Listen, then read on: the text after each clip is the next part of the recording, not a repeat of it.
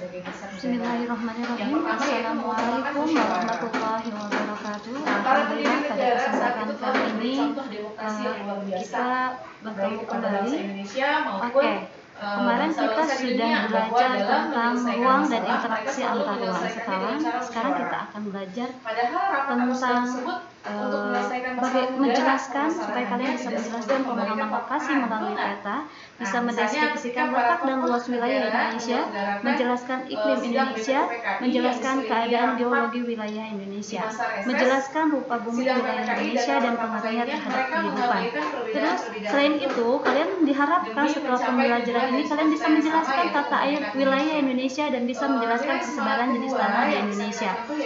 Oke, sekarang peta itu apa sih? Peta sebelum kesini Ibu ada beberapa gambar. Ini adalah gambar personal map peta yang ada dalam pikiran kita. Yang ini adalah Dena. Dena itu berbeda dengan peta ya. Dena itu lebih sederhana. Ya, langsung ada yang lebih sederhana. Jawa, ada yang dari Sumatera, ini peta, ini atlas, ini globe. Bedanya peta, atlas, dan globe itu apa? Oke, nanti cari ya perbedaan peta itu apa, atlas itu apa, globe itu apa. Nanti bisa searching, kirim jawabannya ke Ibu. Oke, kita lanjut. Di sini Ibu akan bahas tentang pengertian peta. Peta adalah gambaran sebagian atau seluruh permukaan bumi dengan berbagai kenampakannya yang digambarkan secara konvensional di bidang datar. Bidang datar itu apa? Kertas ya, seperti kertas. Yang diperkecil dengan menggunakan skala tertentu. Ya. Orang pertama kali yang membuat peta adalah Muhammad Al-Idrisi, ilmuwan muslim yang pernah lahir pada 1100. Dan beliau adalah merupakan pakar geografi dan pencipta peta dunia pertama. Kalian tahu ilmu yang mempelajari pembuatan peta itu ilmu apa? Ya, betul. Ilmu yang mempelajari tentang pembuatan peta yaitu kartografi. Kalau orangnya disebut apa? Oke, betul. Kartografer. Nah, sekarang kita perhatikan peta Indonesia ini. Sudah kalian perhatikan? Kira-kira dalam sebuah peta itu harus ada komponen atau unsur pembentukan peta. Apa saja komponen atau unsur peta itu? Yang pertama adalah judul peta. Yang kedua adalah tanda orientasi. Apa itu? Tanda arah mata angin. Yang ketiga itu skala peta. Skala peta itu terbagi menjadi dua. Ada skala angka dan skala garis. Skala angka contohnya seperti 1:1 juta. Kalau skala garis itu nanti cari ya, skala garis seperti ini di atas. Contohnya seperti yang di atas. Oke. Terus ada lagi inset peta atau peta kecil yang terdapat dalam peta utama. Terus harus ada garis bujur dan garis lintang. Garis lintang itu garis yang melintang dari mana? Dari barat ke timur. Kalau garis bujur dari utara ke selatan. Dan komponen sebuah peta harus ada garis tepi atau border. Dan yang ketujuh, komponen peta itu harus mencantumkan sumber dan tahun pembuatan peta. Biasanya peta diperbarui setiap 5 tahun sekali. Di dalam peta, komponen peta itu ada simbol. Simbol itu biasanya, contohnya kalau bandar udara biasanya digambarkan dengan pesawat terbang. Gunung biasanya dengan segitiga. Gunung berapi segitiga berwarna merah. Itu simbol. Nah, simbol yang terakhir komponen peta. Komponen peta yaitu yang terakhir legenda. Legenda itu berisi keterangan. Keterangan tentang apa? Simbol-simbol yang ada di peta itu legenda. Oke, sampai sini paham? Kita lanjut ke pembahasan berikutnya, letak dan luas dan letak wilayah Indonesia berdasarkan peta. Total secara keseluruhan Indonesia itu 5.180.083 km persegi yang mencakup daratan dan lautan. Nah, luas daratannya sendiri itu sekitar 1.922.570 km persegi. Luas lautannya sekitar 3.257.483 km persegi.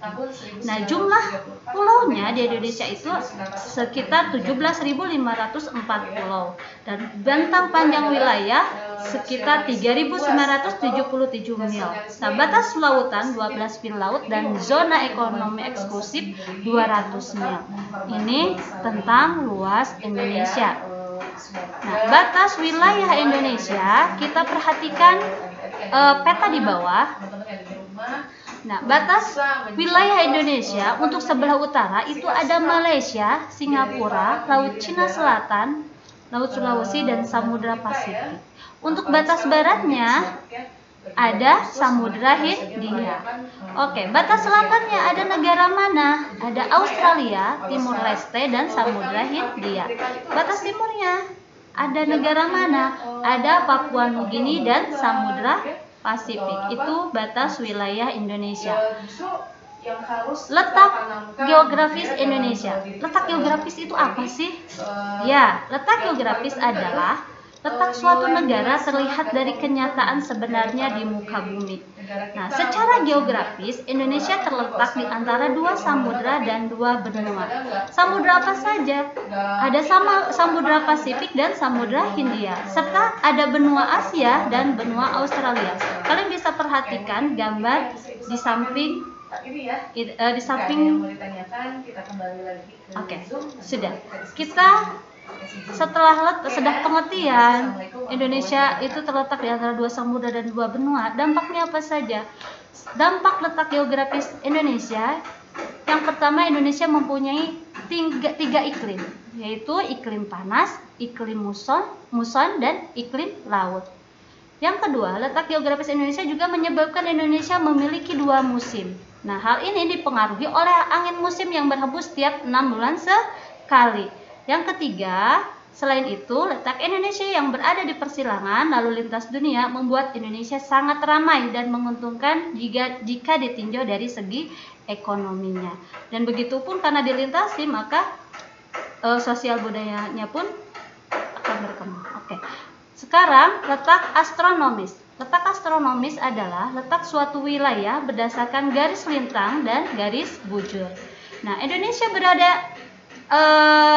letak astronomisnya berapa? Indonesia berada di 6 derajat lintang utara sampai 11 derajat lintang selatan dan 95 derajat bujur timur sampai 141 derajat bujur timur. Dampak dari letak astronomis untuk wilayah Indonesia apa? Yang pertama, curah hujan yang tinggi. Di Indonesia terdapat hutan hujan tropis yang luas. Yang ketiga, sinar mataharinya sepanjang tahun dan kelembaban udara yang tinggi. Selain itu, akibat dari dampak atau pengaruh dari letak astronomis, yaitu Indonesia memiliki 3 daerah waktu, yaitu waktu Indonesia Barat. Dari wilayahnya mana saja? Sumatera, Jawa, Madura, Kalimantan Barat, Kalimantan Tengah, dan pulau-pulau kecil di sekitarnya. Ada lagi waktu Indonesia bagian tengah. Itu daerahnya mana saja? Mencakup Bali, Nusa Tenggara, Kalimantan Selatan, Kalimantan Timur, Pulau Sulawesi, dan pulau-pulau kecil sekitarnya. Dan yang ketiga yaitu waktu Indonesia bagian timur. Indonesia bagian timur wilayahnya antara lain Kepulauan Maluku, Papua, Papua Barat, dan pulau-pulau kecil sekitarnya. Dan ini perbedaannya 1 jam, ya. Oke, sekarang letak geologis. Letak geologis adalah letak suatu wilayah atau negara dilihat dari batuan-batuan permukaannya. Adapun kondisi letak geologis Indonesia adalah sebagai berikut. Yang pertama, lempeng. Indonesia terletak pada 3 pertemuan lempeng utama dunia, yaitu lempeng Australia, lempeng Eurasia, dan lempeng Pasifik. Kalian bisa lihat gambar di sebelah.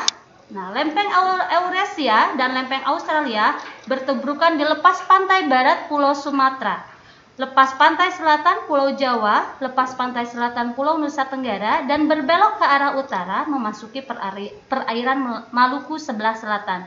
Lempeng Australia dan lempeng Pasifik bertumbukan di sekitar Pulau Papua, sedangkan untuk ketiganya bertubrukan di sekitar Sulawesi. Letak geologis yang kedua itu tadi lempeng, sekarang sirkum pegunungan. Melalui sirkum Pasifik, dimulai dari pegunungan Andes ke pegunungan di Amerika Tengah, pegunungan Rocky, pegunungan di Kanada, Alaska, Kepulauan Alet, Kepulauan Kuril Jepang, ke Filipina, masuk ke Irian dan Selandia Baru. Itu sirkum Pasifik. Yang kedua yaitu sirkum Mediterania. Sirkum Mediterania dari mana? Dimulai dari pegunungan Mediterania menuju pegunungan Kaukasus, Himalaya, Burma, Andaman, Nicobar, Sumatera, Jawa, Nusa Tenggara hingga Kepulauan Banda. Itu letak geologis. Dampaknya apa?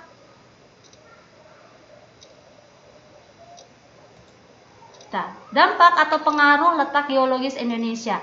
Indonesia dikenal dengan julukan Ring of Fire atau adanya banyak gunung api yang aktif. Yang kedua, dampaknya itu sumber industri berupa tambang dan mineral seperti emas, besi, perak, dan lain-lain. Dampak yang ketiga yaitu Indonesia memiliki tanah yang subur. Ada dampak yang keempat yaitu rawan terjadi bencana.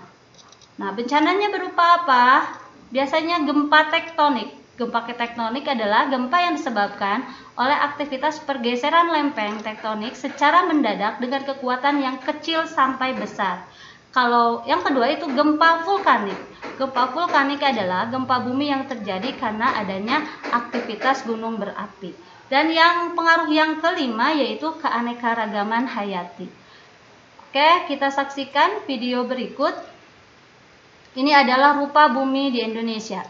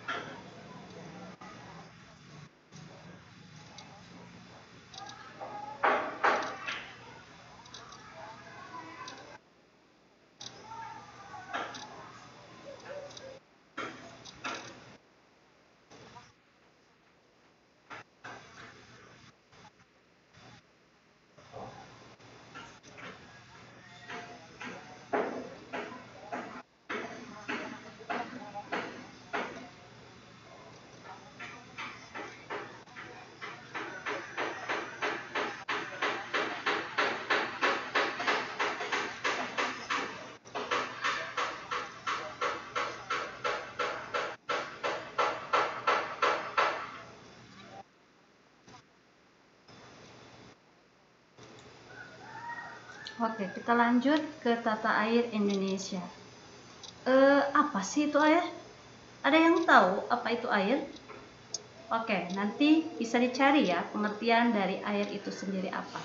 Nah, tata air di Indonesia dibagi menjadi dua, yaitu perairan darat. Perairan darat terdiri dari sungai, rawa, dan danau.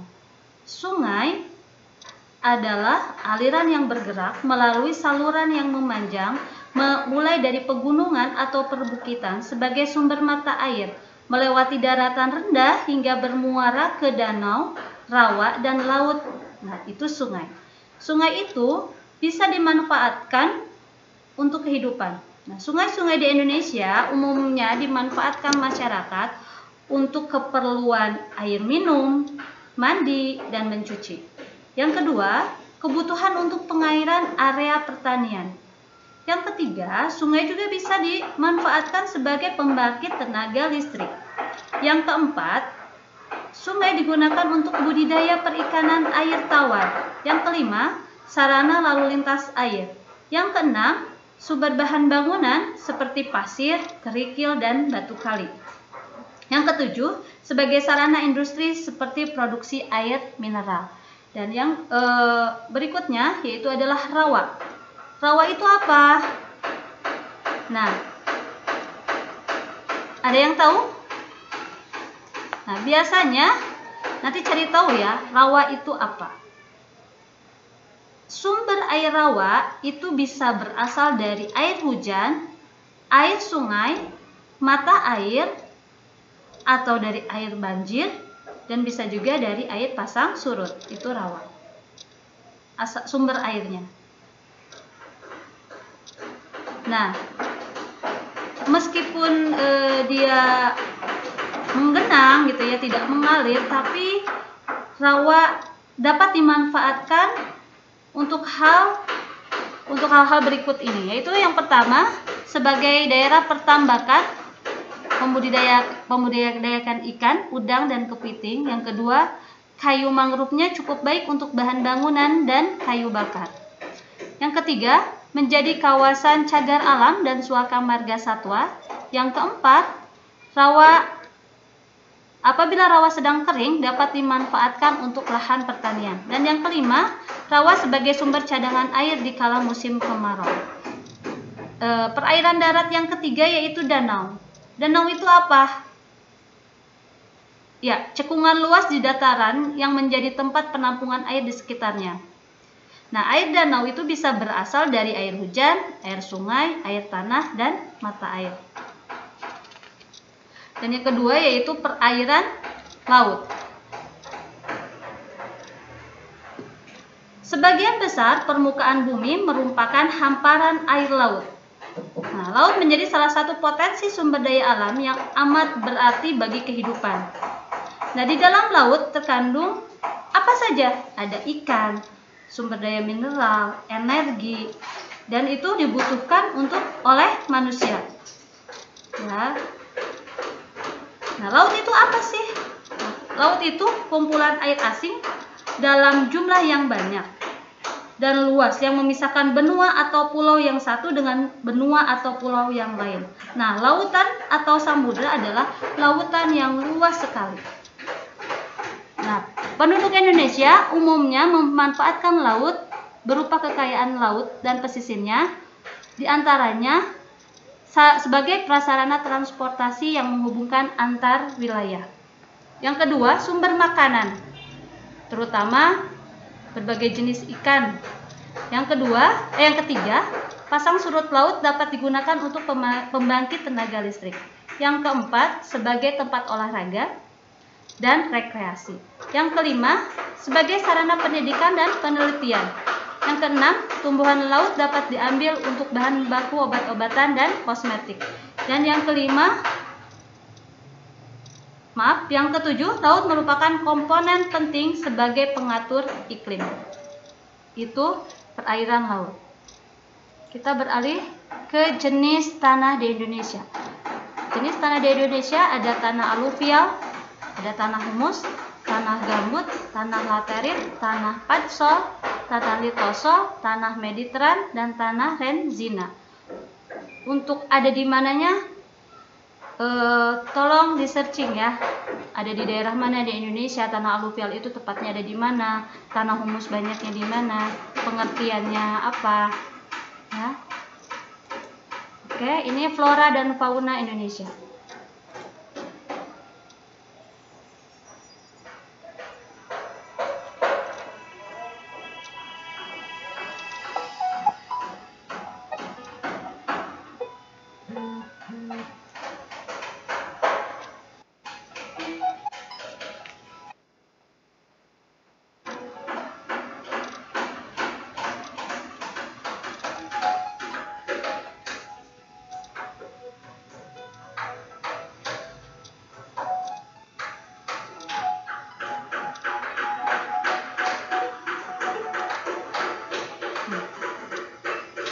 Flora di Indonesia dapat dikelompokkan menjadi 4 bagian, yaitu ya. Bagian yang pertama, flora Sumatera, Kalimantan.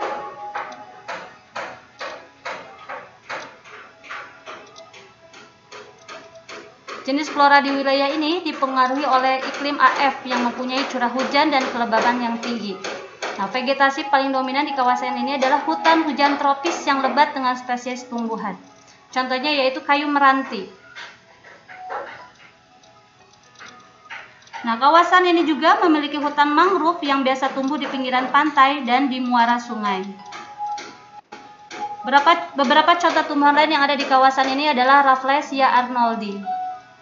Nah, beberapa contoh tumbuhan yang ada di kawasan ini diantaranya juga bunga kenanga dan masih banyak lagi. Dan yang kedua, flora Jawa Bali.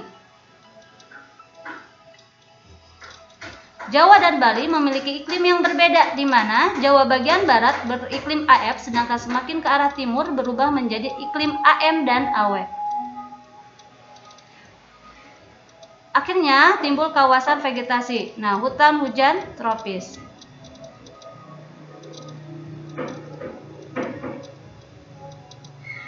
Hutan hujan tropis memiliki iklim AF. Nah, berada di sekitar Jawa bagian barat dan cenderung memiliki curah hujan yang tinggi. Nah, itu contohnya adalah Taman Nasional Ujung Kulon, Cagar Alam Cibodas, hutan muson tropis. Hutan muson tropis berada di sekitar Jawa Barat bagian utara, Jawa bagian tengah, dan sebagian Jawa bagian timur. Nah, kawasan ini memiliki iklim AM dengan curah hujan yang lebih sedikit dari iklim AF, sehingga memiliki vegetasi yang mempunyai ciri khas daunnya gugur. Contohnya adalah vegetasi pohon jati. Nah, pada musim kemarau, pohon jati menggugurkan daunnya. Nah, contohnya adalah hutan alas roban.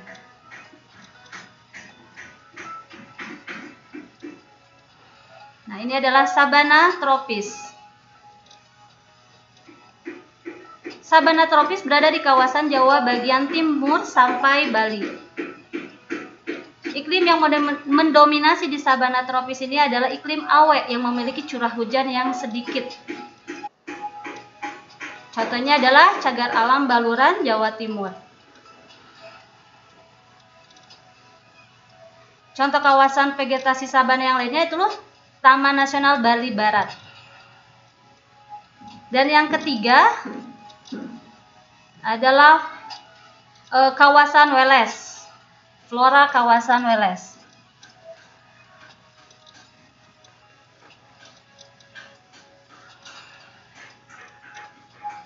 Kepulauan Weles disebut juga kawasan peralihan iklim. Yang berlaku di kawasan ini adalah iklim kering di Sulawesi, sabana tropis di Nusa Tenggara.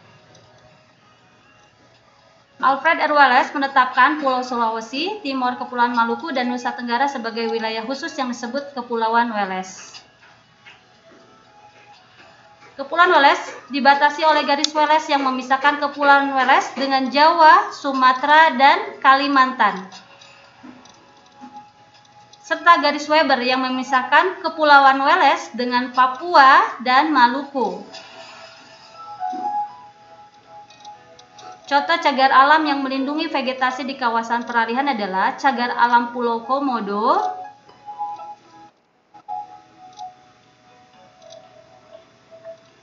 dan yang flora yang keempat adalah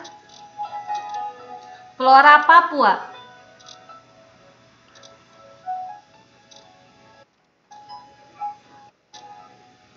Papua memiliki iklim AF yang memiliki curah hujan yang cukup tinggi dan menyebabkan Papua memiliki jenis vegetasi hutan hujan tropis.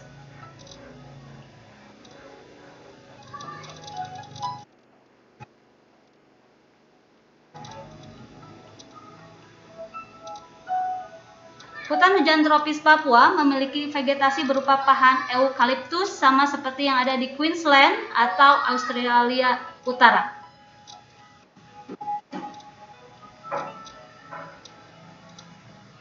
Papua memiliki hutan kabut, yakni hutan yang setiap saat selalu tertutup oleh kabut karena memiliki tingkat kelembaban yang cukup tinggi. Nah, contohnya pohon sagu. Tumbuhan yang ada di Papua adalah pohon sagu. Nipah,